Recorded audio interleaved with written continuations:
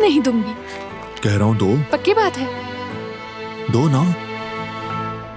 ठीक है।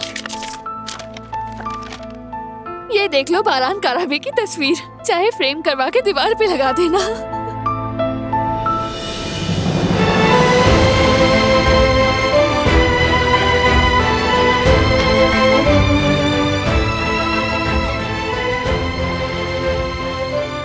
इस स्केच में और मुझ में दूर दूर तक कोई सिमिलैरिटी नहीं। तुम्हें यकीन है ये मुझे देखकर बनाई है?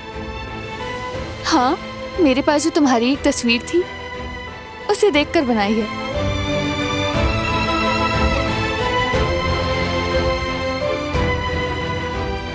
और तुमने ये लाकर मुझे दिखा दिया। बारान, बच्चे को अच्छा लगा, उसने ये तस्वीर बनाकर तोहफे में दी। क्या करती मैं? कह देती ये अच्छी नहीं है, मैं नहीं लूंगी।